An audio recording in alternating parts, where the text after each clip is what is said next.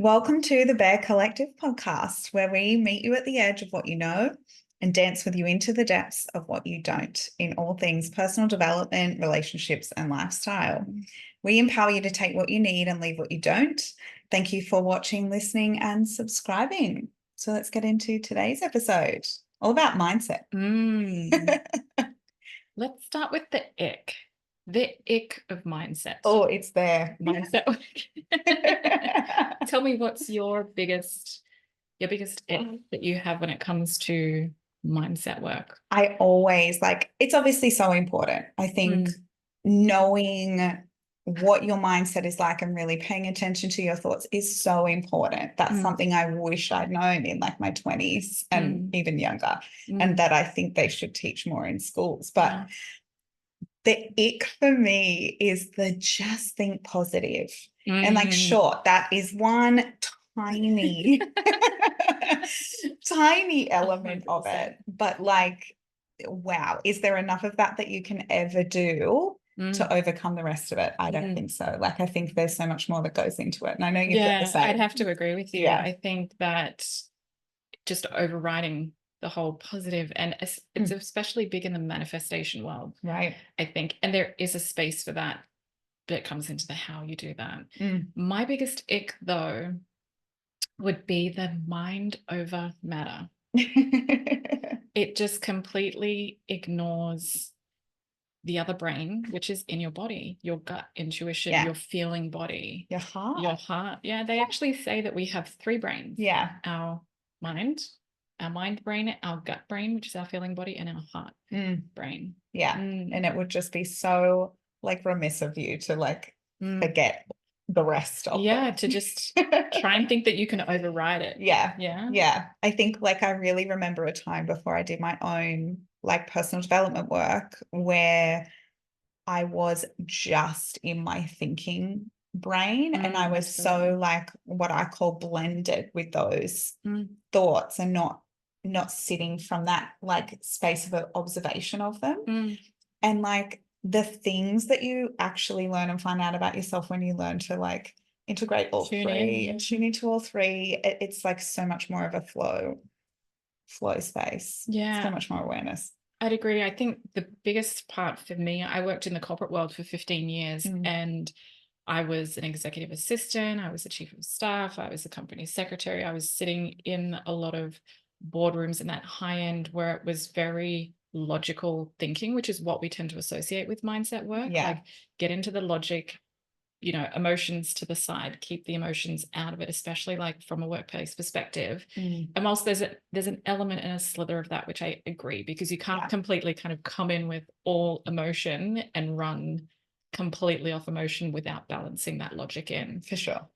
But that's where it really, really hit me after about 15 years there. I was I came out of that. I was like, wow, I feel so disconnected from my own kind of feminine body and that intuition and that gut instinct, which I knew was so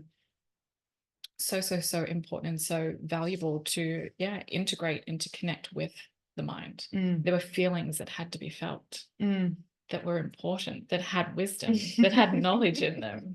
And even it's knowing what your nervous system is doing. If you're not paying attention to that, really, do the thoughts even matter? 100%, not really. The body is still such an important element of it. Yeah, well, it's how do you know, is this coming from my mind overriding my gut intuition, and that moment where you kind of sometimes reflect and go, I should have listened to my gut. Yeah.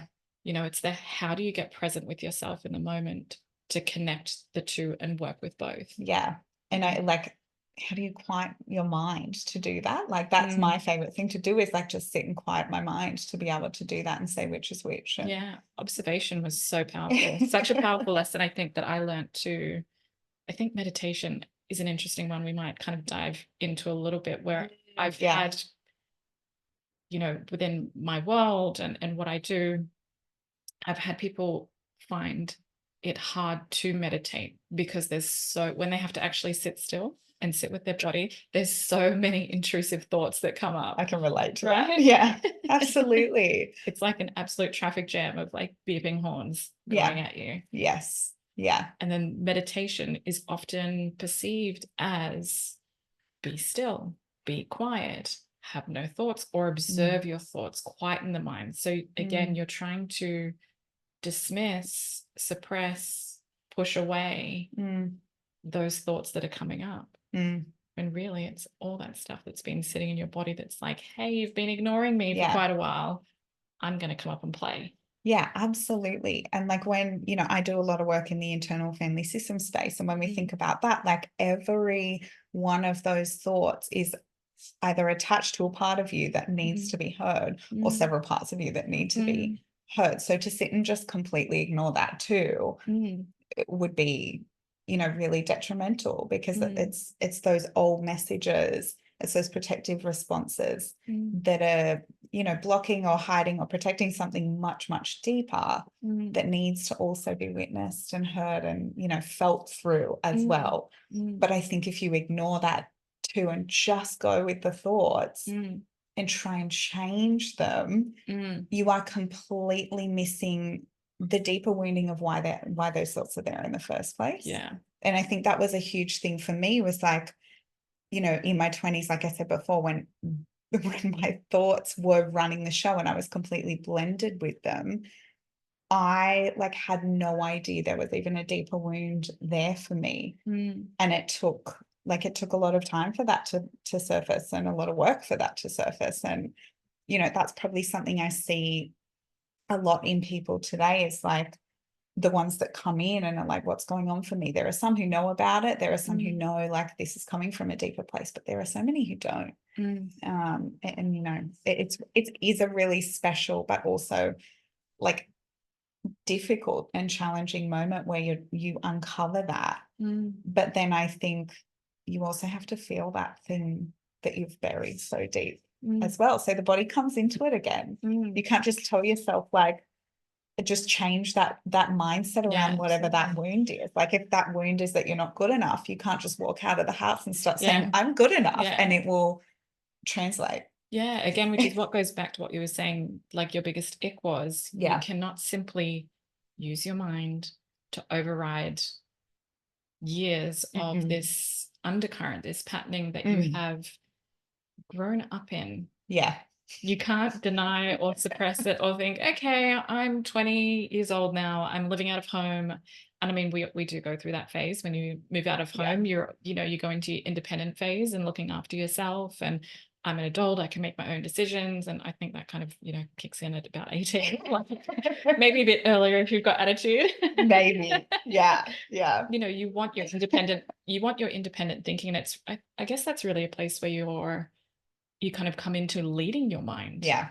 And you hear it when you go into any kind of like self-help, or if you listen to any mentors or people that you value in your family or admire in your family, role models that you look up to, you really listen into what they say. And it's just so much is out there about mindset or the affirmations. And you're so right that if you simply walk out the door being like, I'm amazing, I'm great, I'm good enough, I am worthy. Yeah. It doesn't really connect. No. There is a big disconnect. Huge. If you're really deeply, radically honest with yourself. Yeah. And I think it will just come up in different ways then later. Like if that deep wound's still there and you haven't felt through it, like that's going to come up and show up in different ways. Maybe as you get older, it'll come out in addiction. Maybe it'll come out in, self-sabotaging behaviors. Who knows? Absolutely. But it's going to come back. It will show itself in different outfits. Yeah, I know I had to bring fashion in somewhere. It wouldn't be us if we didn't, right? As long as it's black or white, no, or green today. A splash of it. Yeah. And I think that's just such an important element to bring up. I think in my experience, one of the biggest fears that people come to me with is, and I'm sure it's the same for you, is it's like, if I feel this thing that I know that I'm kind of like hiding. Everybody does have a knowing of something that they are suppressing, I Yeah. believe, because we're all aware that it's like, why do I do that behavior? Why do I do that thing? Why do I self-sabotage? Why am I addicted to this? I think people come to me with this feeling of, if I go there, if I feel this, if I unlock this Pandora's box, Yeah. my whole life is just going to fall apart. Yeah. And that's just not true. Yeah. It can feel that way for It a might feel small worse period. before it feels better. It does, yeah. But Totally. it's not a whole, like, you know, you've experienced XYZ for the past 20, 30 years, and you're going to now all of a sudden unlock Pandora's box and feel shit for the next 20 or 30 years. No, it's not as equal. No. Yeah. And I think it's so worth putting the time into to go through that process versus continuing to live the same pattern, even if it is wearing different outfits for potentially the rest of your life, like without a realization of it. Yeah. And I think some of the common, like, objections that people have to that, you know, like I said, one of them is that, oh my gosh, I'm going to unlock Pandora's box and I don't know how I'm going to be able to put a lid back on it, and it's going to completely disrupt my life. I think another one is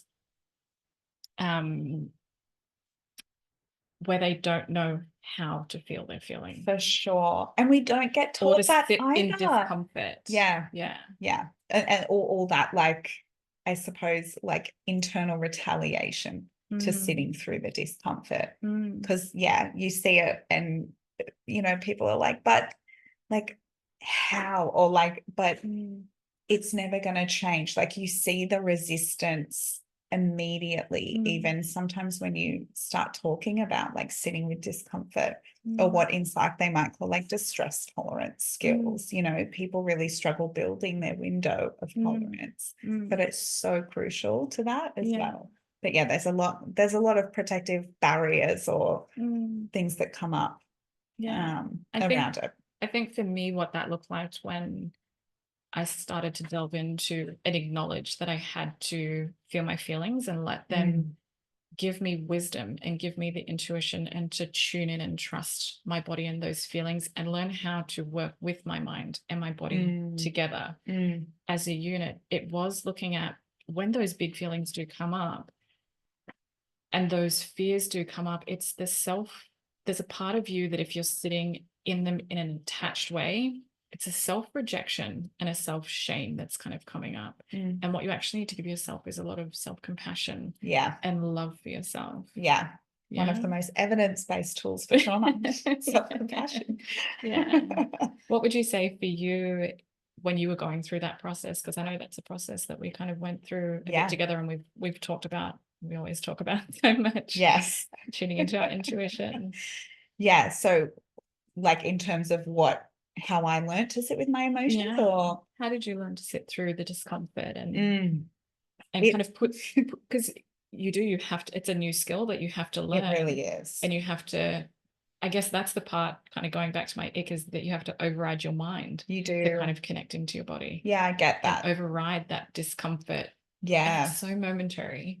It is. And I think for me, like, it was a work in progress. Some days it's still a work in progress. Like, things pop into my life now and I will notice, like, oh, she's having a resistant day today. Like, you know, there's some protective parts of me that really don't want me to go into this. But to me, like, consistency, you just have to be consistent no matter what. And then I think I really benefit from using other tools in amongst it to help me separate, to help create space so I can get curious and compassionate with those deeper things. So like journaling, I secretly, not so secret anymore, use singing. I don't know what it is about singing, but if I'm like singing and I am singing from that feeling, it's just immediately healing for me. Doesn't mean I'm a good singer, but but I do it anyway. Karaoke. I don't care. Yeah, karaoke. And I think weirdly, like after doing this work, and I think we talked about it, I sing in the car now, and if people are looking at me, I don't care. Yeah. I sing in front of my husband now. I don't care. Like nothing can stop me. Oh yeah. Yeah, I do. Do you have a go-to? Like artist or Artist, song, oh my God, I love okay. people are either going to love me or hate me for this. Taylor Swift, I can't bypass her. Yeah. But then I have like my grittier Swifties don't come female. at us. I Oh, love you the Swifties. yeah. Come for us. I'm one of you. No, I really like. Otherwise I'll have my grittier female artists look like I call them grittier, like Yeah. Banksy, Vera Blue, Lana Del Rey, like yeah, those powerful lyrics. It's something about the lyrics for me. Yeah. Even like, there's a few Rihanna songs and things like that Oh, I still go back to from way back. Yeah. Yeah. Yeah, I agree. Music is such a powerful way for healing. I think what's super interesting that I learned with it though, coming from those early grunge kind of years where you go through a little bit of the emo phase, hands up if you've been there. Who are we referring to? What bands are we referring to? What's your emo? Oh, there was so many. Yeah. I think like My Chemical Romance, Okay. Muse, Silverchair, Yeah. Ozzy in there. Yep. Yeah, a lot of that kind of back in the day. Incubus was a huge one for me, but Okay. a lot of that kind of just emo rock, grunge kind of music, that grittier music, as you would say. We often listen to it to get that feeling out and release. And just to kind of go to your point where we were talking about like that singing is releasing, it is because it's our throat chakra, if that energy is stored there, if we're not actually verbalizing, if we're not actually speaking it out in our own ways, then that's where it is stored in our body. Yeah. It is being suppressed. So that's one thing that you can kind of take away from this is if you have any kind of tension around your throat, if you feel any sore throats all the time. Yeah.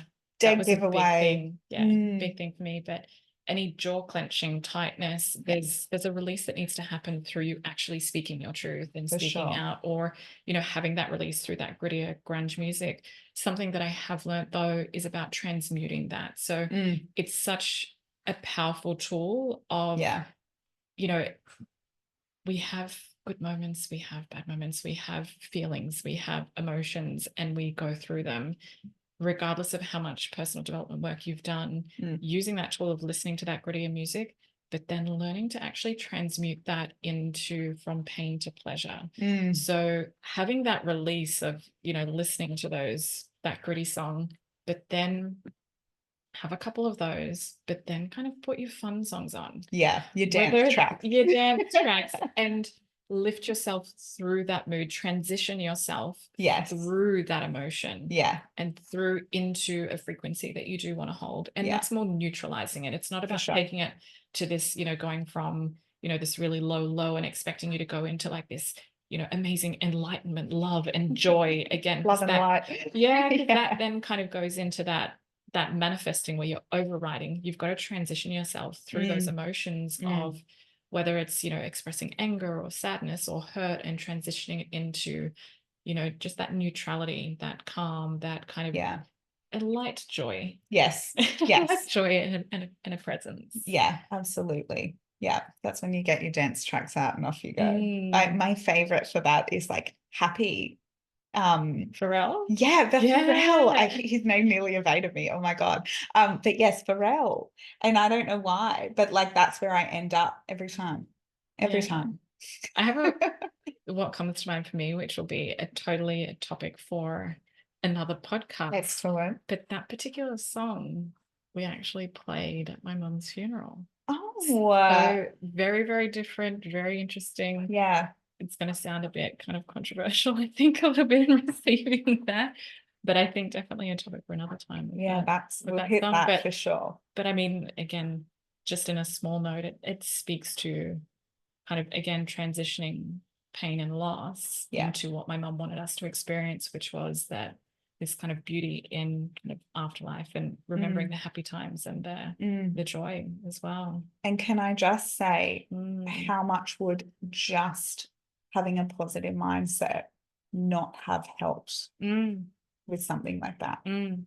Yeah, the balance. Right. It's the duality of holding the emotion of kind of grief and sadness as well as the joy and the beauty and the gift that is life. Absolutely. And that is combining really the mind, the power of the mind and the power of the body. Yes. When you're holding in that duality. Yeah, absolutely. And as much as I say that too, like, don't get me wrong, I've recently started paying a lot of attention to like my first thought in the morning when I wake up. Oof. So powerful.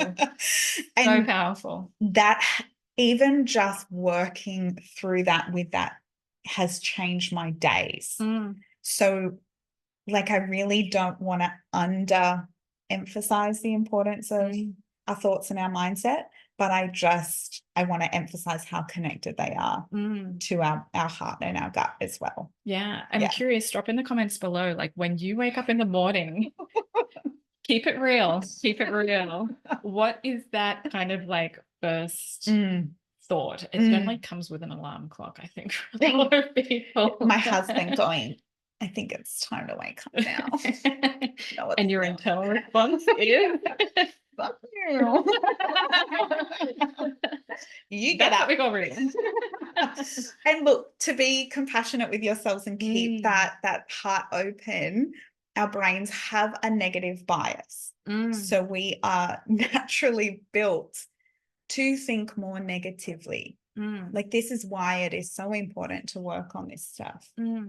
I think I've definitely had my time and my place there where I've felt very heavy in the morning, waking up with an alarm, that kind of daily grind of work. And now in doing something that I truly love and am passionate about with my coaching business, and actually choosing that lifestyle that I want and working over time on refining what does that morning look like for me, and what do those thoughts look like, and what does that feeling look like. And especially because I've become really integrated in doing a ritual of waking up super early in the morning and heading off to the beach and doing a cold plunge, or if it's winter time, it kind of looks a little different. It's in journaling and things like that. But my mind is actually a lot more clear when I wake up in the morning. It's more in this calm and this intentionality. And there's not a lot of intrusive thoughts or actual convincing of my mind to do something. It's this nice, beautiful blend of intentionality and this freedom and a joy in what I look forward to in that ritual. It's like you've trained your brain to start the day off that way. And it's just become like a habit. I guess. And again, one that I'm open to. I think it's really important that we recognize that there's also seasons with your mindset. So where something something might have worked for you, and I especially think that this comes down to a lot of like billionaire mindset routines and millionaire habits and things like that, and wake up with your 5 affirmations and wake up with your gratitude. And again, these things are important. I think it's going through the process of how you actually get rid of the stuff that you're holding on to that's actually blocking you and that you're resistant to within your body, within your mind, that's like, oh, I have to do this because somebody else said so, or I have to do this because this is what's going to get me there. And you're not actually truly connected to it. You haven't personalized it and made it your own. And I think that's what I mean by seasons, kind of evolving. What does this look like for me now? What does the thoughts that I have in the morning, what do I want them to look like? Has this evolved? And when you're going through that transition, when something comes up for you that isn't in alignment with what you want, it's not shaming it or rejecting it. It's kind of, it is that sitting with it, right? And learning to love it a bit. Or a lot. And knowing that transitions can be very quick, split second, that some things will integrate and you'll move through them really quick. And other things take a process of time. Absolutely. I think that's where, like in my therapy, like I will, you really have to work with the client and tailor a like process with them for them. And like, even with myself, I will pay attention to a particular part of me through using IFS, and then ask that part of me what it wants and needs right now. It's always present. So it's not, what did you want yesterday? It's what do you want right now? And that will change every day. Yeah, Sometimes I'm absolutely. very routine based, but that will, I have my moments of flexibility. And like, if I'm, connecting with a part of me really compassionately, and I ask that part, what do you need? And it says something, I'm doing it, because if I don't, I'm going to just have more resistance. Yeah, the more you think about it, the more you create like the stories as Yeah. to putting it off. That's the Yeah. self-sabotage. So reducing that time, Yes. is really, really important. I think just to hit on something that you said there as well, like bring it into presence, because a lot of mindset things that we're thinking about often relate to the past or to the future, and they're not actually present. And something really potent that you just said was asking yourself, like, what is it that I need? Yeah. What do I need to give myself right now? Yes. I think, and then knowing the difference between, is this a limit and an excuse? Is it serving me? Is this healthy for me? Is this empowering me? Yeah. Or do I need to go to the opposite? For Do I sure. need to kind of encourage myself here and just push myself and not think and do it? Yeah. Going Dance back over the edge. Dance over the edge. And that's edging out of that comfort zone, right? It's that, in that space, that tiny space, is how you actually push through your comfort zone and build that window of tolerance. Yeah. Yeah. And I think a question like you and I talked about really early on was, how can you feel safe to do this? How can I make this feel safe? So even just if you're someone who finds like meditation or feeling your feelings really hard, how can you create a sense of safety and help that feel safe?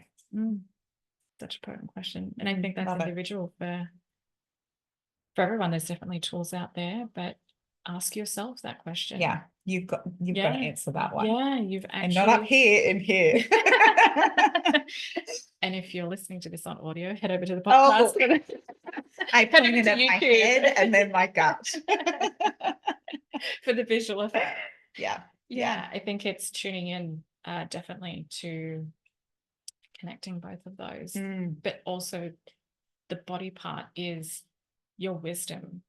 One thing you have is you actually do have all the answers if you just sit and ask yourself. And you have the innate ability to heal. Yeah. Sometimes you need guidance, but you don't need someone else to fully do it for you. Well, no one can do it for you. It's definitely, you have to do it yourself. And it is within you. But having support, absolutely leveraging. I think it's also important when you're coming into self-development work, when you at even at a certain level, you want to expose yourself to different techniques or modalities to find what works for you. I think is really important as well, because it's not one set way. There are a bunch of different tools, again, where you can go into your toolkit to leverage for yourself to bring you out of whatever state you're in and to go to wherever you want to go and fulfill in this life. It's really, really important to talk to someone though, if you need that. Yeah, absolutely. And I would say if you never have, give it a go. Just give it a go. There might be resistance, but that person can help you work through that too. Because I really it was a life changer for me. And I will continue to do it for the rest of my life. It's like a lifestyle now. Agree.